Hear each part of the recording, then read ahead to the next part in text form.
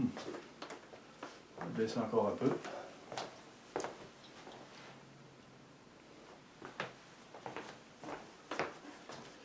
Ok, c'est bon. Bon.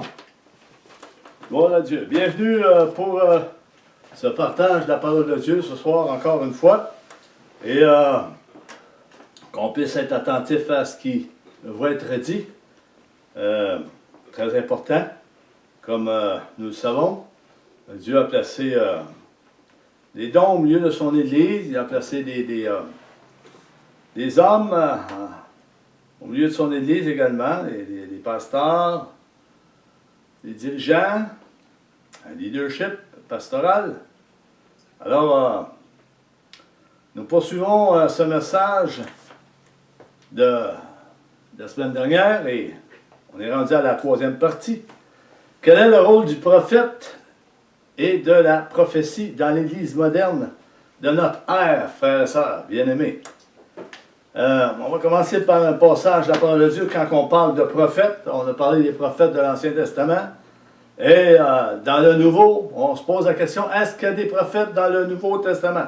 Mais si on regarde dans 1 Corinthiens 14, le verset 29 et 30, ça nous dit ceci. Dans la lettre de Paul, il dit, quand aux prophètes, que 2 ou 3 parlent et que les autres évaluent leur message. Il y a un message qui est donné par un prophète. Là.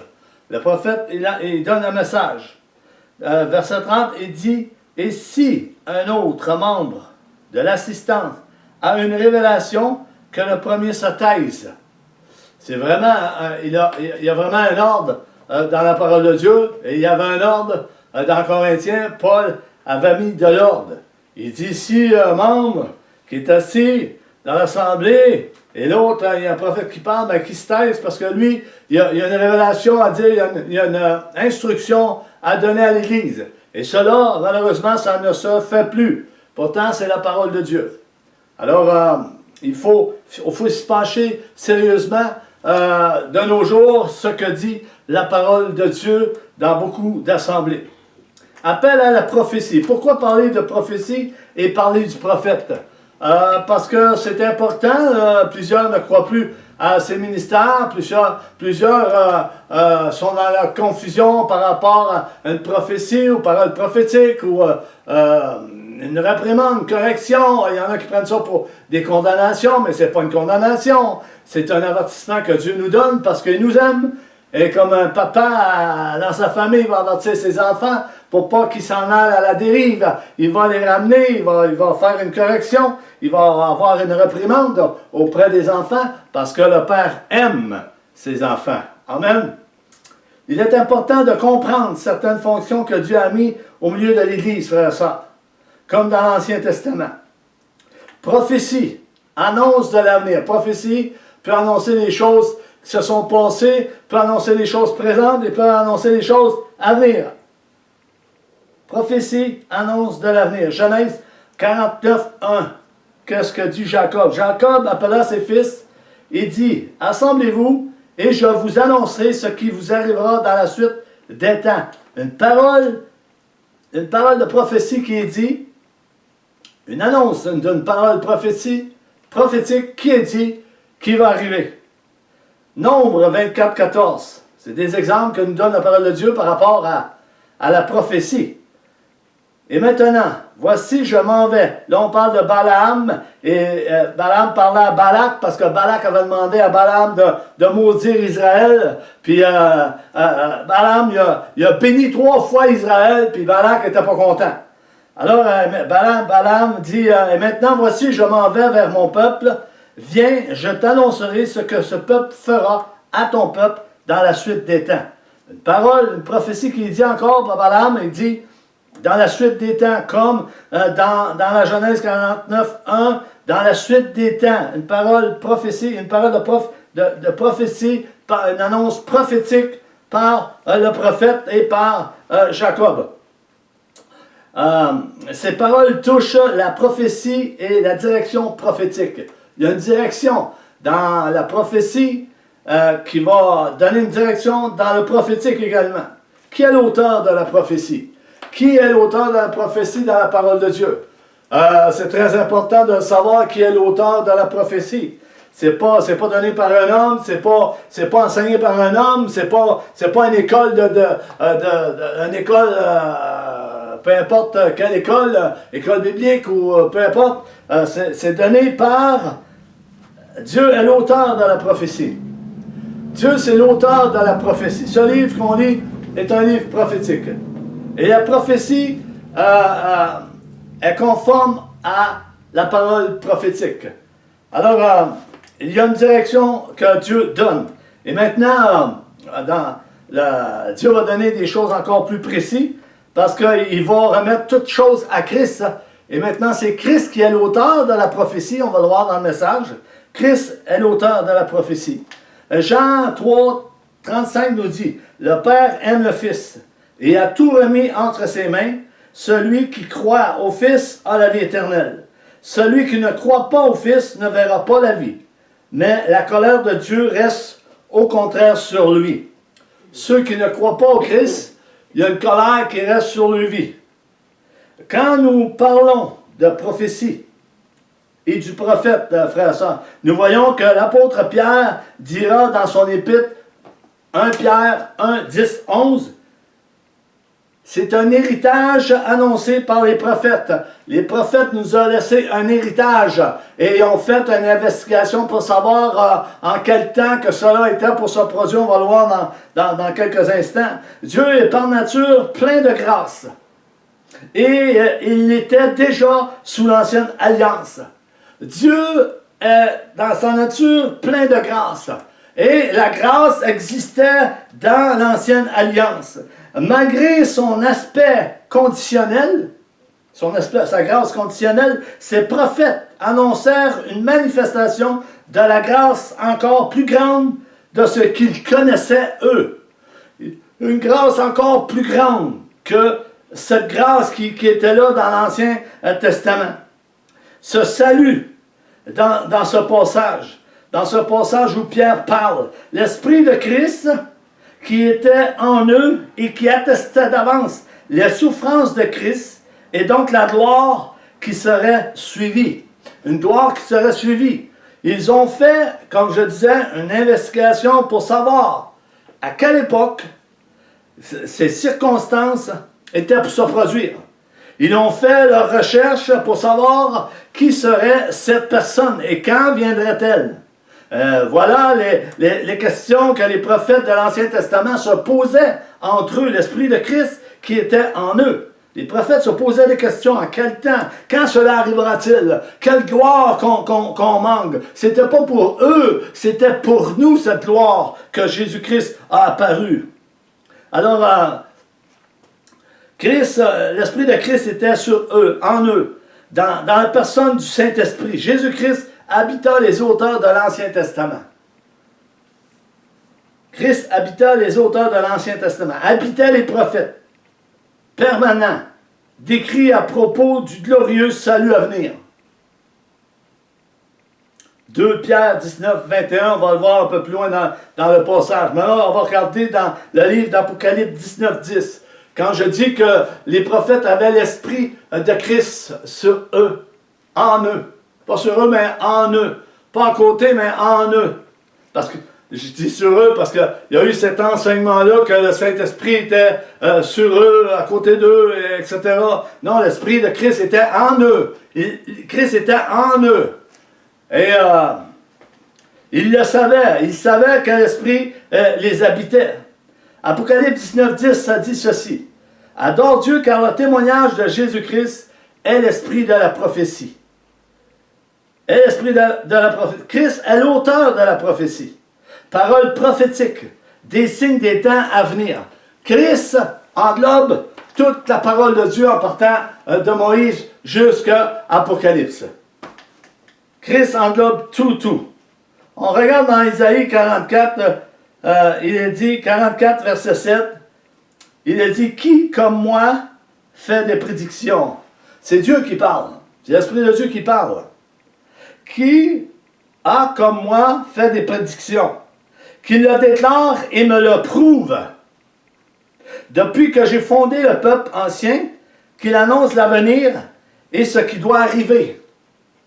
Ça, c'était le travail de l'Esprit de Dieu qui était en eux, qui était dans les prophètes. Et aujourd'hui, ce même esprit est en nous, en chaque enfant de Dieu, est en chacun d'entre nous. Ésaïe 45, 21.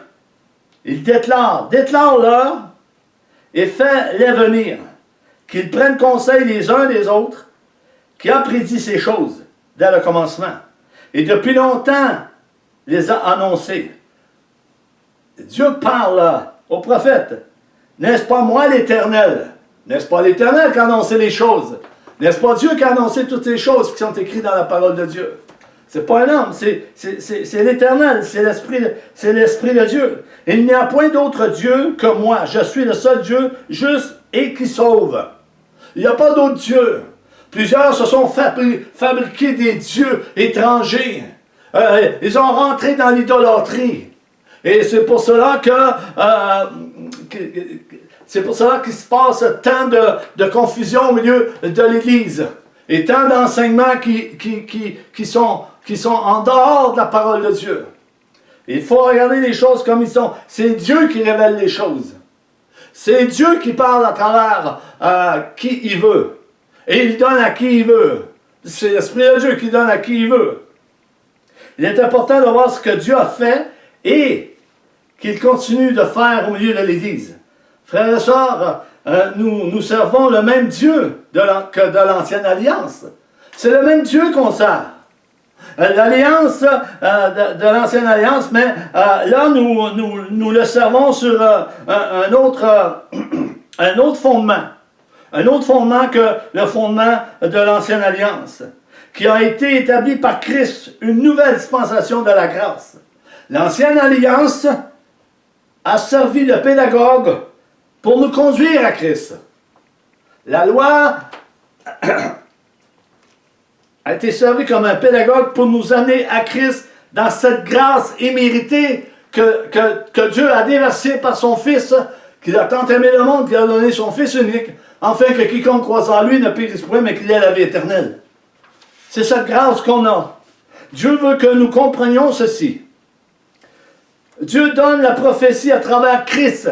La prophétie, elle vient à travers Christ. Apocalypse 19, 10. Ça dit, je tombais à ses pieds. C'est Jean qui parle. Je tombais à ses pieds pour l'adorer. Pour adorer qui? Mais il me dit, garde-toi de le faire. Je suis ton compagnon de service et celui de tes frères qui ont le témoignage de Jésus. Adore Dieu. Adore Dieu car le témoignage de Jésus-Christ est l'esprit de la prophétie. Est l'esprit de la prophétie. Est l'esprit prophétique de la parole de Dieu. Les deux vont ensemble. Nul ne va sans l'autre. La prophétie, parole prophétique, va avec la parole de Dieu. Et elle confirme ce que Christ a dit depuis le commencement. Depuis le commencement. Car le témoignage de Jésus est l'esprit de la prophétie. L'évangile du Seigneur Jésus-Christ est le thème central, aussi bien des prophètes de l'Ancien Testament. Je répète, frères et sœurs, l'évangile du Seigneur Jésus-Christ est le thème central, aussi bien que des prophètes de l'Ancien Testament, que de la prédication du Nouveau Testament. Christ est le centre de tous ces événements prophétiques et les prophéties qui ont été dites, et d'autres sont dites présentement. Les prophéties messianiques sont pas dites présentement encore, mais ça vient. Apocalypse 1.1, révélation de Jésus-Christ que Dieu lui a donné pour montrer à ses serviteurs les choses qui doivent arriver bientôt. Jésus a montré à l'apôtre Jean. Arrive bientôt. Et qu'il a fait connaître par l'envoi de son ange à son serviteur Jean. Il a fait connaître par l'envoi de son ange à son serviteur Jean. Dans Apocalypse 9.10, il dit, Jean tombe à ses pieds pour l'adorer. Adorer qui? L'ange. Il me dit, garde-toi de le faire. Je suis ton compagnon de service et celui de tes frères qui ont le témoignage de Jésus-Christ, de Jésus. adore Dieu. Le but de Dieu est de nous montrer d'où vient la prophétie et du don prophétique. D'où viennent ces dons? Ben, on vient de le voir.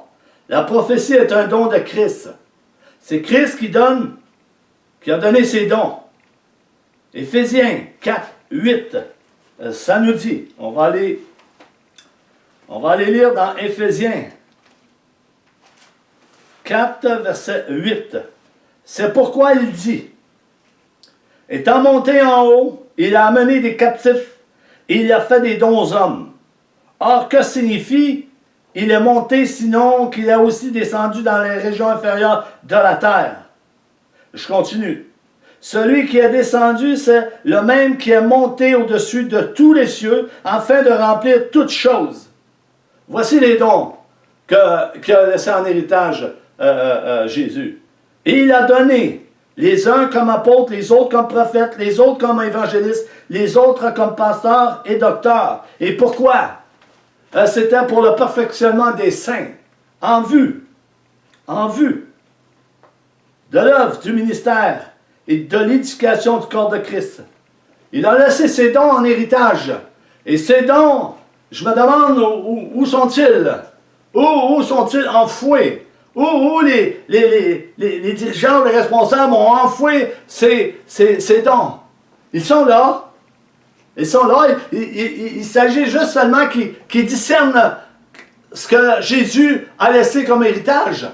Ils sont là au milieu de l'Église. Plusieurs ont été chassés au milieu de l'Église. Plusieurs ont été renvoyés au milieu de l'Église. Parce qu'ils n'ont pas discerné que c'était un don que Jésus-Christ avait établi au milieu de son Église. Et je pourrais aller très loin avec cela, mais je vais m'en tenir au message. Alors, on vient de lire que Éphésiens 4, 11, il a donné les uns comme apôtres, les autres comme prophètes, les autres comme évangélistes, les autres comme pasteurs et docteurs. C'est écrit ici, là. Pasteur et docteur. Pasteur fait partie des 5 ministères. Il est là, le pasteur. Et qu'est-ce qu'on voit aujourd'hui? Des pasteurs. C'est pas une question de titre ou de se gonfler l'estomac pour dire que moi je suis apôtre, moi je suis prophète, etc. Non, non. C'est de réaliser que Dieu a laissé en héritage par le Fils des dons d'hommes au milieu de l'Église pour le perfectionnement des saints. Comment voulez-vous que si ces dons ne sont pas là, comment voulez-vous que le perfectionnement des saints soit évolue au milieu de l'Église? Il ne peut pas évoluer puisqu'ils ne reconnaissent pas. Il faut les reconnaître. Beaucoup vont se reconnaître eux-mêmes, ils vont s'auto-proclamer ici et là, ceci et là, etc. Mais c'est la parole de Dieu qu'il faut regarder, frères et sœurs. Il faut regarder ce que dit la parole de Dieu. Apocalypse 11, 3 nous dit, « Je donnerai à mes 2 témoins le pouvoir de prophétiser revêtus de sac pendant 1260 jours. La prophétie est un don du Saint-Esprit. » De qui il parle, frère et sœur? Il parle de 2 témoins. Il parle de prophètes, là. Des prophètes qui étaient dans l'Ancien Testament, qui vont revenir dans la fin des temps pour faire la guerre à l'ennemi, faire la guerre aux ennemis, envoyer des fléaux ici et là. Et on sait de qui il parle. 1 Corinthiens 12, 10, ça nous dit, à un autre, quand on parle de don, à un autre le don d'opérer des miracles, à un autre la prophétie, à un autre le discernement des esprits, à un autre la diversité des langues, à un autre l'interprétation des langues. La prophétie ne vient pas de la volonté de l'homme ou de l'humain, si je peux dire ainsi. La prophétie vient de Christ. La prophétie a été instituée par Jésus-Christ, l'auteur du livre. Alléluia!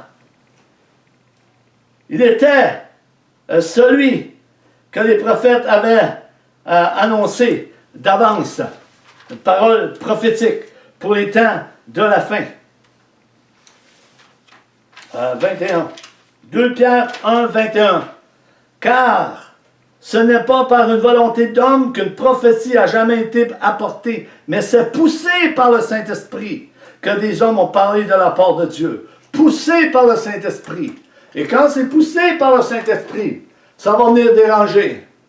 Ça va venir déranger nos moi. Ça va venir déranger l'orgueil. Ça va venir déranger la jalousie. Ça va venir déranger l'assemblée au complet.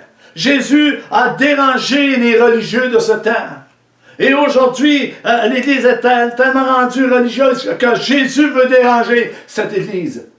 Jésus veut déranger quelque assemblée. Et c'est lui qui bâtit son Église. C'est lui qui construit son Église. Et rien ne pourra arrêter ça. Même pas les portes du jour des morts ne pourront rien contre l'Église du Seigneur Jésus-Christ. Pour ceux qui le suivent, pour ceux qui sont prêts à payer le prix et accepter les corrections et les réprimandes, accepter ce que le Saint-Esprit annonce. Est-ce que Dieu parle par la prophétie à l'Église? Eh bien oui, frères et sœurs. Et confirme par une parole audible en se servant du don prophétique du prophète par la prophétie. Il va se servir du don du prophète ou du don de la prophétie pour pouvoir parler à son Église et ça va confirmer avec sa parole. Ça ne peut pas aller en dehors de sa parole parce que les deux vont ensemble.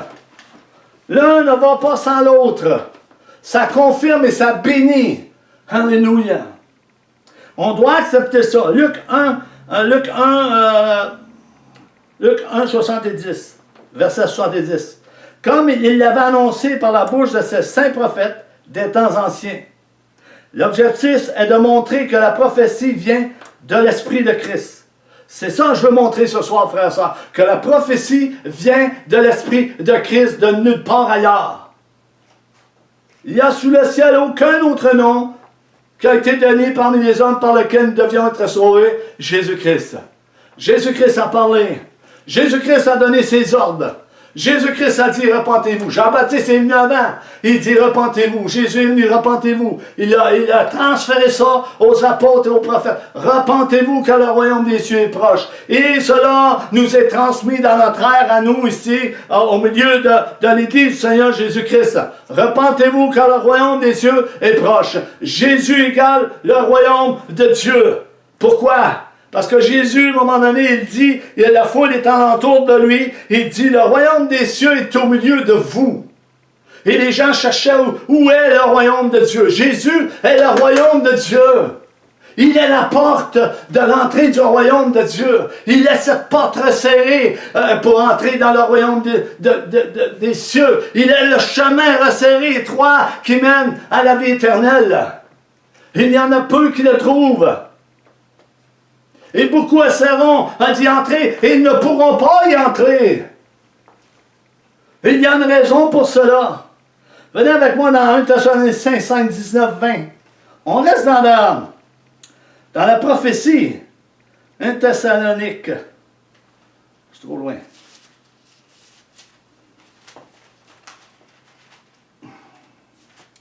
« 1 Thessalonique, chapitre 5. Chapitre 5, 19, 21. Ça nous dit ceci. Et malheureusement, cet esprit a été éteint par plusieurs personnes. Et je ne sais pas s'ils s'en rendent compte, mais c'est une réalité. N'éteignez pas l'esprit. Ne méprisez pas les prophéties. Mais examinez toutes choses, retenez ce qui est bon, abstenez-vous de toute espèce de mal. Aujourd'hui, l'Esprit de Dieu va parler, mais ils ne laisseront même pas finir de parler, ils vont juger, avant même qu'ils aient fini de parler. Qu'est-ce que dit la parole de Dieu? Elle dit, écoute, t'en jugeras après. Écoute, retiens ce qui est bon pour toi. Et ce qui est pas bon, mais abstiens-toi de toutes sortes de mal. Beaucoup se sont retirés de l'Église. Et c'est une des raisons qu'ils se sont retirés de l'Église. parce que plusieurs ont attristé l'Esprit de Christ. On parle de l'Esprit de Christ. Allez voir dans Hébreux 10, les versets. C'est pas ordinaire, c'est vraiment la crainte de Dieu s'installe. Je prie pour que la crainte de Dieu s'installe en chacun d'entre nous. Et prions pour ceux qui partagent la parole de Dieu, ceux qui apportent la prédication de la croix. Prions, frères et sœurs. L'objectif est de montrer que la prophétie vient de l'Esprit de Christ. Adore Dieu, car le témoignage de Jésus est l'esprit de la prophétie qu'on a vu précédemment dans Apocalypse 19, 10. La prophétie est une parole sûre. La prophétie est une parole sûre. Ce livre est prophétique et c'est une parole sûre. La prophétie audible va confirmer que la prophétie est sûre. Sûre. Elle ne sortira pas de son ensemble. Elle ne sortira pas de l'Esprit de Christ. Elle va rester sur ce chemin qui est resserré et étroit, qui mène à la vie éternelle. Une parole vraie, car elle vient de la parole, elle vient de la bouche de Dieu, de la parole de Dieu, et confirme que Dieu est présent. Que Dieu est présent. Combien de fois on a vu ça dans les assemblées, dans le passé? Dieu confirmait sa parole par la prophétie verbale. Oui, bien-aimé, 2 Pierre 1, 19. Je fais un rappel. Et nous tenons pour d'autant plus certain la parole prophétique à laquelle vous faites bien de prêter attention. Comme une lampe qui brille dans un lieu obscur.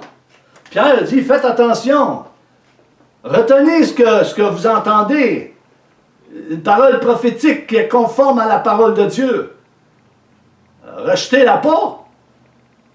Examinez. Examinez, attention, comme une lampe qui brille dans un lieu obscur jusqu'à ce que le jour vienne apparaître et que l'étoile du matin se lève dans vos cœurs. Comment on appelait les prophètes? Ces messagers, ces voyants, ces sentinelles, ces serviteurs. Ces serviteurs sont appelés de Dieu, conduits sous l'inspiration du Saint-Esprit, pour construire, pour bâtir, pour édifier, pour consoler, pour exhorter, pour bâtir sur le bon fondement. Le bon fondement, la pierre angulaire qui représente Christ. C'est lui la tête, c'est lui le chef, c'est lui qui construit son Église. Et plusieurs ont construit sur d'autres matériaux, comme le dit la parole de Dieu. Amos 2,11 nous dit ceci. Et j'avais suscité d'entre vos fils des prophètes et d'entre vos jeunes gens, des Naziréens. N'en est-il pas ainsi, fils d'Israël? C'est Dieu qui suscite les prophètes, qui suscite les dons pour l'ensemble du corps de Christ pour un bon fonctionnement. Mais où c'est rendu tout ça, frères et sœurs? On a mis ça dans un panier puis on le met à la porte. Et quelqu'un a pris le panier puis il est parti avec puis il l'a jeté où? Il l'a mis où? Où sont?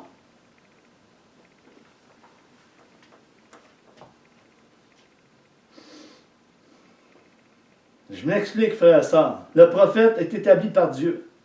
Le messager est établi par Dieu. C'est Dieu qui l'envoie. C'est Dieu qui l'envoie. 1 Samuel 3,20.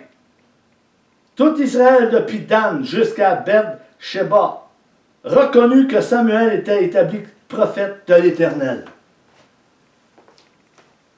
Je vous pose la question aujourd'hui, ce soir. Est-ce qu'il y a quelqu'un qui reconnaît un prophète dans cette ère d'église moderne aujourd'hui?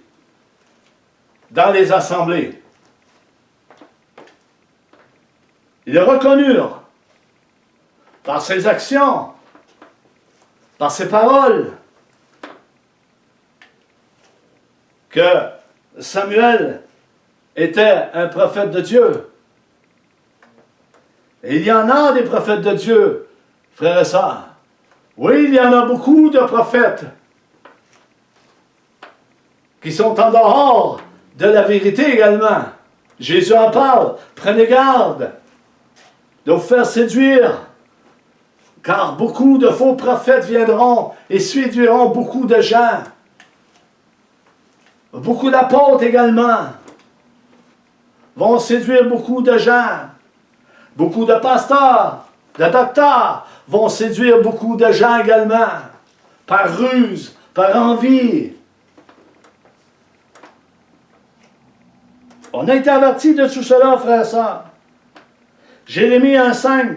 Avant que je t'eusse formé, l'Esprit de Dieu qui parle à Jérémie, dans le ventre de ta mère, je te connaissais et avant que tu fusses sorti de son sein, je t'avais consacré, je t'avais établi prophète des nations.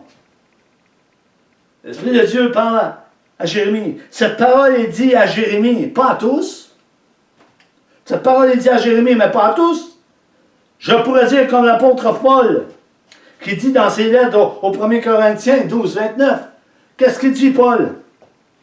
Il dit, l'apôtre Paul dira ceci dans son message. Tous sont-ils apôtres? Il pose une question. Il pose une question quand même. Et on peut poser cette question dans cette ère à l'Église aujourd'hui. Tous sont-ils apôtres? Bien, il y en a qui vont répondre, ben non, ils ne sont pas tous apôtres. Tous sont-ils prophètes? Ben non, ils ne sont pas tous prophètes. Tous sont-ils docteurs? Bien non, ils ne sont pas tous docteurs. Pas tous, n'est-ce pas? Pas tous, Paul il dit. Vous savez, frères et sœurs, les dons n'ont de valeur que s'ils se manifestent dans l'amour. Ces dons vont se manifester dans l'amour. S'il n'y a pas d'amour, aucun don va être manifesté par Dieu. Si plusieurs retiennent la vérité, c'est qu'ils n'ont pas d'amour pour le corps de Christ. La parole nous dit. Ils retiennent injustement la vérité captive en eux. Parce qu'ils n'ont pas connu l'amour de la vérité pour être sauvés. Mais ils sont là au milieu de l'Église. Ils sont là, ces docteurs ou ces prophètes ou ces apôtres et ces pasteurs. Ils sont là au milieu de l'Église. Mais ils gardent la vérité captive en eux. S'ils la gardent en eux, c'est parce qu'ils n'ont pas d'amour. Ils n'ont pas connu l'amour de la vérité pour être sauvés. Et qu'est-ce que l'amour de la vérité pour être sauvé? Jésus-Christ est l'amour de la vérité, frère et sœur. Personne d'autre que Jésus-Christ. Jésus-Christ est le témoignage de la prophétie de la parole de Dieu. Alléluia. 1 Corinthiens 14, 11. Je vais le répéter comme je l'ai dit tantôt. L'apôtre Paul au tout début de sa lettre dira ceci. Écoutez bien, frère, ça, ce que dit Paul aux Corinthes. Et cela, il dit pour chacun d'entre nous. Oui, cela, il dit pour chacun d'entre nous. C'est pas dit aux voisins à l'extérieur qui marchent dans les ténèbres. Non, c'est dit pour nous, les enfants de Dieu. Et retenons cela. Dans sa lettre dira, cherchez l'amour. Aspirez aussi aux dons spirituels. Aspirez aux dons spirituels. Demandez. Aspirez aux dons. Cherchez la face de Dieu. Reconnaître Jésus-Christ comme Seigneur et Sauveur. Avec tous ses attributs. Mais surtout, à celui de prophétie. Surtout à celui de prophétie.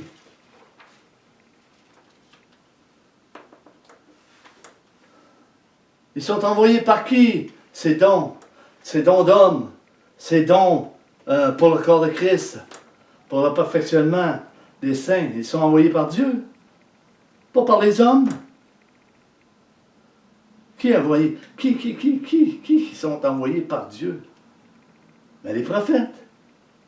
La question aujourd'hui que plusieurs se posent, Est-ce qu'il y a encore des prophètes que Dieu envoie au milieu de l'Église pour bâtir et construire son Église? C'est la question. Vous pouvez nous répondre. Est-ce que Dieu envoie encore des prophètes au milieu de l'Église? Et le prophète protège l'Église. Il met en garde l'Église contre des choses.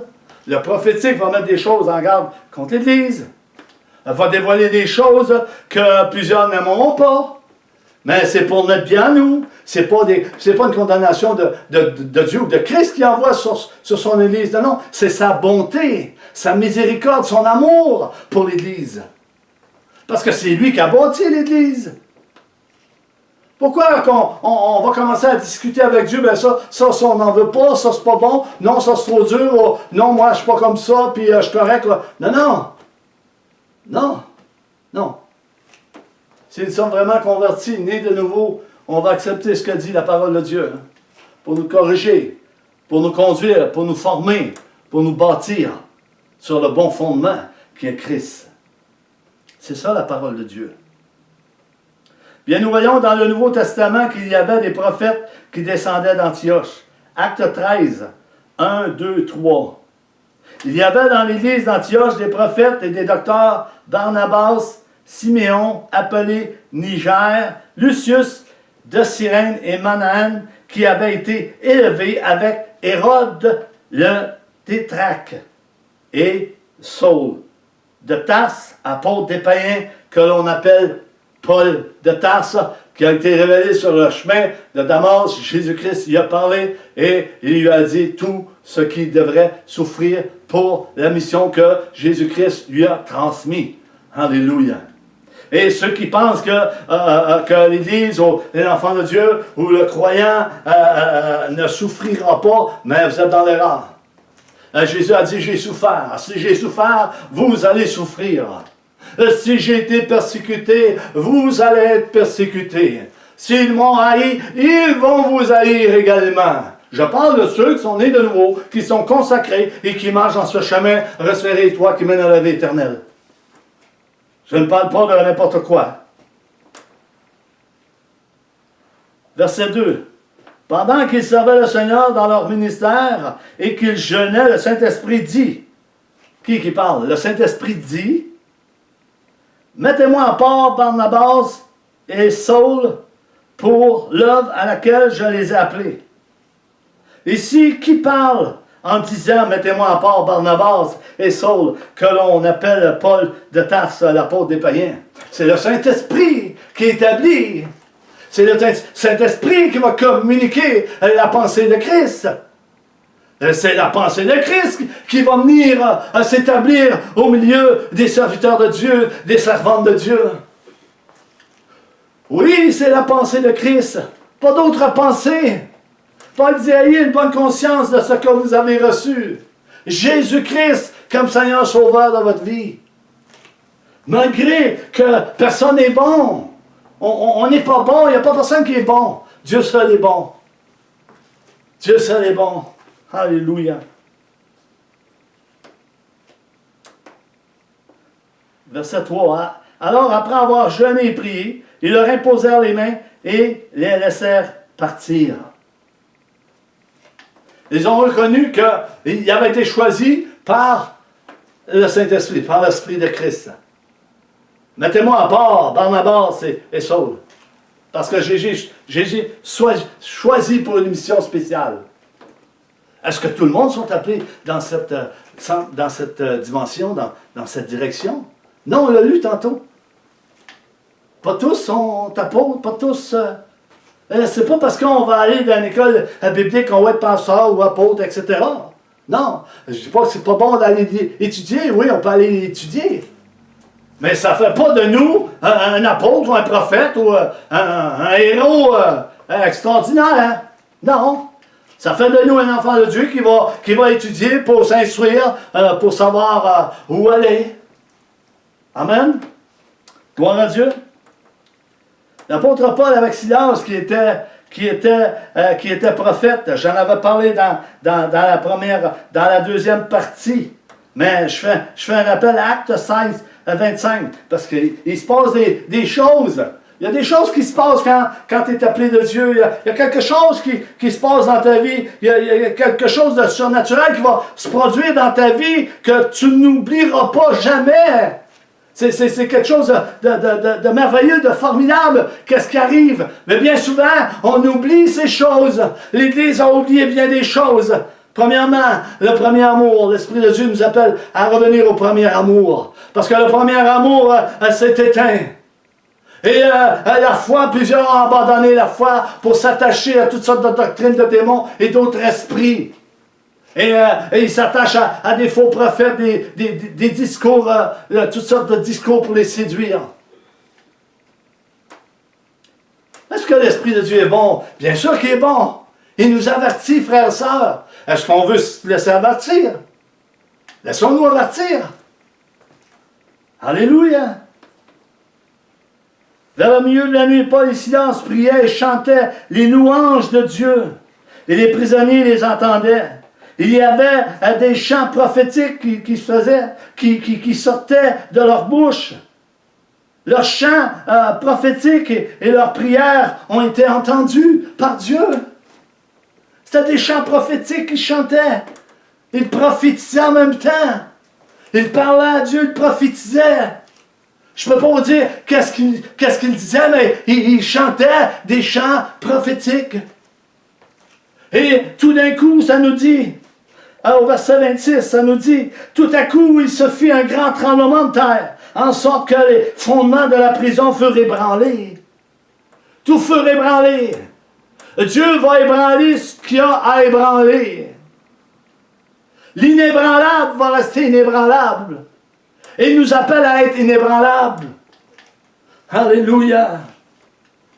Gloire à Dieu.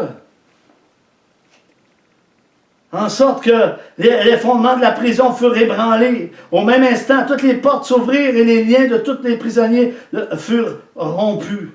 Dieu a toujours envoyé ses prophètes, comme il l'a fait dans l'Ancien Testament. Dieu n'a pas changé, frères et sœurs. C'est l'homme qui a changé les règles de Dieu.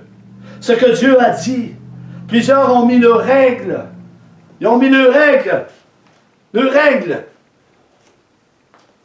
Ils ont mis le propre projet. Mais Dieu dit dans sa parole, puisque vous avez mis vos règles, je vais mettre règle sur règle, précepte sur précepte. Vous allez connaître qui je suis. Je vais vous parler. Je vais susciter d'entre vos frères des prophètes. Et je vais susciter dans les cœurs la repentance et le pardon. C'est un Dieu de bonté qu'on a. Ah, ben, on sait, dans les derniers jours, plusieurs vont passer, ils vont être indifférents à ce que la parole de Dieu dit. C'est pas moi qui le dis, c'est la parole de Dieu qui le dit. Et l'Esprit nous parle. Il faut se laisser convaincre par l'Esprit. Aujourd'hui, c'est comme si l'homme veut mener Dieu. L'homme veut dire à Dieu quoi faire. Je dois le faire comme ça. Mais Dieu dit, non, tu ne le feras pas comme ça. Tu vas le faire selon ce que je te dis et selon ce que je te montre. Mais tu ne crois pas à ce que je te montre et tu ne crois pas à ce que je te dis. Et pourquoi une réaction comme ça? Ben, c'est l'orgueil qui empêche le Saint-Esprit d'agir. Alors, il faut ouvrir nos cœurs. 2 Chroniques 36, 15. L'Éternel, le Dieu de leur père, donna de bonne heure à ses envoyés la mission de les avertir, car il voulait épargner son peuple et sa propre demeure. Le Saint-Esprit a parlé à l'Église. Le jugement de Dieu commence par ma maison. Mon jugement va commencer par la maison, ma maison. Il donne des avertissements, le Seigneur. Préparons-nous. Oh, on n'a pas besoin de se préparer. Ben oui, prépare ton cœur. Prépare ton cœur. Prépare la route dans laquelle tu marches. Si tu n'es pas dans le bon chemin, mais demande à Dieu. Comme David demandait. Si je suis sur une mauvaise voie, ô Éternel, mais montre-moi et conduis-moi dans la voie de l'éternité. parce que je vais aller dans la voie de l'éternité. Et David, nous savons comment il a péché, comment il a fait des choses. Il a même tué son compagnon, Uri. Il l'a envoyé au front pour pouvoir s'emparer de sa femme. Alléluia. Alléluia. Jérémie 7, 25. Depuis le jour où vos pères sont sortis du pays d'Égypte, jusqu'à ce jour, je vous ai envoyé tous mes serviteurs, les prophètes, je les ai envoyés chaque jour dès le matin. Dieu, dans sa miséricorde, sa bonté, il s'est choisi des hommes remplis de l'Esprit de Christ. Il les a envoyés vers Israël, vers son peuple, pour les avertir, pour les faire sortir du pays d'Égypte. Je vous ai envoyé mes serviteurs, les prophètes. Je les ai envoyés chaque jour, dès le matin. Moïse était le prophète de Dieu, qui a conduit le peuple de Dieu hors d'Égypte. Et plusieurs ont contesté contre les décisions de Moïse. Il ne voulait pas obéir à Dieu. Il ne voulait pas obéir à Dieu. C'est comme aujourd'hui. Est-ce qu'on veut obéir à Dieu? Le Saint-Esprit nous parle. Le Saint-Esprit veut faire quelque chose au milieu de l'Église, quelque chose de grand. Et ça va se produire. Hein? Ça va se produire parce que Dieu l'a décidé. Messager envoyé par Christ, serviteur des prophètes, sous l'esprit de Christ, le Consolateur. Sous l'inspiration. Matthieu 23, 34. C'est pourquoi voici, je vous envoie les prophètes, des sages, des scribes. Vous tuerez et crucifierez les uns, vous battrez de verges les autres dans vos synagogues, et vous les persécuterez de ville en ville. Je termine. On va avoir une quatrième partie. Frères et sœurs, je prie pour que la crainte de Dieu nous saisisse tous. La crainte de Dieu saisisse l'Église en ce moment. Chaque serviteur, chaque servante. Je prie pour chaque serviteur, chaque servante. Je prie pour le culte du dimanche. Je prie pour les autres services également. Pour que, afin que Dieu puisse percer les cœurs. Que les cœurs puissent être souples. Que les cœurs puissent se pencher et connaître Jésus-Christ comme il doit le connaître. Père, je te prie d'étendre ta main sur ton Église, sur l'Église du Seigneur Jésus-Christ, et de te faire connaître comme l'Église doit te connaître, dans le nom puissant de Jésus-Christ. Amen et Amen. Je vous laisse là-dessus. Soyez bénis abondamment et gardez la foi, gardez l'amour et cette espérance que Jésus revient chercher son Église. Les temps, frères et sœurs, sont mauvais, les temps vont devenir de plus en plus difficiles, même si nous voyons les choses contrairement, mais spirituellement, c'est pas comme ça. Alors, que Dieu vous bénisse abondamment et je vous dis à la semaine prochaine, Dieu voulant. Amen.